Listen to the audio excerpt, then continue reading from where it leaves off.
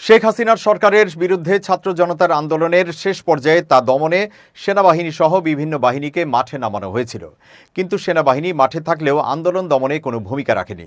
গত বছর সেই আন্দোলনে ৫ আগস্ট শেখ হাসিনার সরকারের পতন যেদিন হয়, সেদিন সেনাপ্রধান জেনারেল ওয়াকারুজ্জামান ঢাকা সেনানিবাসে বিএনপি সহ বিভিন্ন রাজনৈতিক দলের নেতাদের সঙ্গে বৈঠক করেন। সেই বৈঠকেই অন্তর্বর্তী সরকার গঠনের বিষয়ে আলোচনা হয় এবং সে অনুযায়ী প্রক্রিয়া চলে। ৮ আগস্ট গঠিত হয় অন্তর্বর্তী সরকার।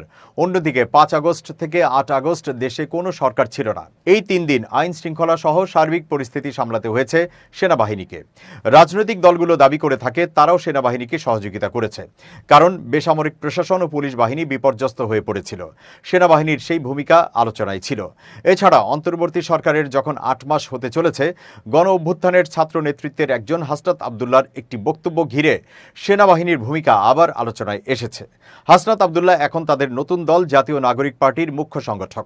তিনি সম্প্রতি নিজের ফেসবুক পেজে লিখেন, সেনাবাহিনীর ঊর্ধ্বতন কর্তৃপক্ষের সঙ্গে তাদের কয়েকজনের এক বৈঠকে পতিত আওয়ামী লীগকে বিকল্প নেতৃত্ব দিয়ে পুনর্বাসনের প্রস্তাব দেওয়া হয়।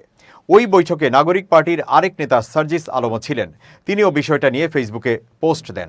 তাতে স্পষ্ট হয় যে সেনাবাহিনীর প্রধানের সঙ্গে তাদের সেই বৈঠক হয়েছিল। সেনাবাহিনীর পক্ষ থেকে বিষয়টি নিয়ে আনুষ্ঠানিকভাবে কোনো বক্তব্য দেওয়া হয়নি।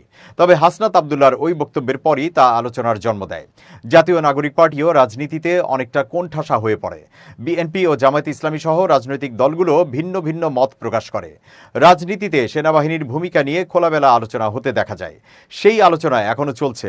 বিশ্লেষকদের অনেকে রাজনীতিকদের ব্যর্থতা ও গণতন্ত্রের দুর্বলতাকেই দায়ী করেছেন। অবসরপ্রাপ্ত ব্রিগেডিয়ার জেনারেল সাখাওয়াত হোসেন বর্তমান অন্তর্বর্তী সরকারের একজন উপদেষ্টা। একজন নিরাপত্তা বিশ্লেষক হিসেবে তার সঙ্গে কথা বলেছে বিবিসি। সাখাওয়াত হোসেন বলেছেন, রাজনৈতিক দলগুলোর নেতৃত্বের ব্যর্থতার কারণে রাজনীতিতে বিভিন্ন সময় সেনাবাহিনী ভূমিকা রাখার সুযোগ পেয়েছে। ক্ষমতায় থাকা রাজনৈতিক দল যখন গণতান্ত্রিক সব প্রতিষ্ঠানকে দুর্বল করে ফেলে এবং নিজেরা দুর্নীতিতে ডুবে যায়, তখন সুযোগ তৈরি হয়। আরেকজন নিরাপত্তা বিশ্লেষক ব্রিগেডিয়ার শাহিদুল আনাম খানের সঙ্গে কথা বললে তিনিও একই রকম মন্তব্য করেন।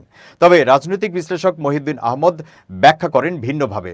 তিনি ক্ষমতা দখলের আগে জেনারেল এরশাদের বক্তব্যকে উদাহরণ হিসেবে টানেন।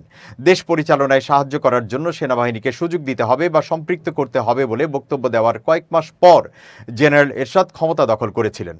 সেই প্রসঙ্গ উল্লেখ করার পাশাপাশি মহিউদ্দিন আহমদ বলেন, ১/১১ সরকারের সময়ও একই ধরনের বক্তব্য দিয়ে জাতির নিরাপত্তা কাউন্সিল গঠনের প্রস্তাব তোলা হয়েছিল।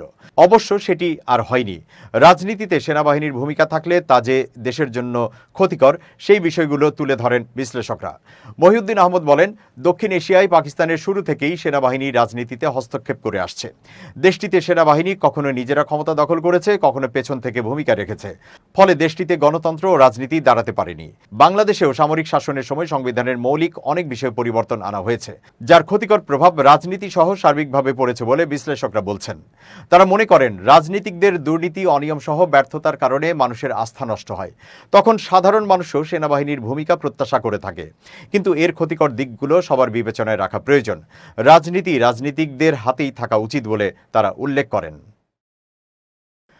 বিভিন্ন দল অবশ্য অনেক ক্ষেত্রে রাজনীতিকদের দুর্বলতা বা ব্যর্থতার অভিযোগ স্বীকার করেছেন।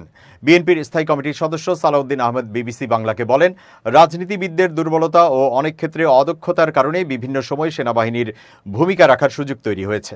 ক্ষমতাচ্যুত আওয়ামী লীগের শাসনে গণতান্ত্রিক ও সাংবিধানিক সব প্রতিষ্ঠান ধ্বংস করা হয়েছে। রাজনীতিকদেরই এ ধরনের পরিস্থিতি থেকে বেরিয়ে আসতে হবে বলে তিনি মনে করেন। জামায়াত ইসলামী এবং বামপন্থী কয়েকটি দলের নেতাদের সঙ্গে কথা বললে তারাও বিএনপি নেতার সঙ্গেই সুর মিলিয়েছেন। রাজনীতিকরা অবশ্য বলছেন, তারা যদি ঐক্যবদ্ধ থেকে এগোতে পারেন তাহলে দুর্বলতা কাটিয়ে গণতন্ত্রকে শক্ত ভিত্তি দেওয়া সম্ভব, আর সেটা সম্ভব হলে ভিন্ন কিছুর সুযোগ থাকবে না।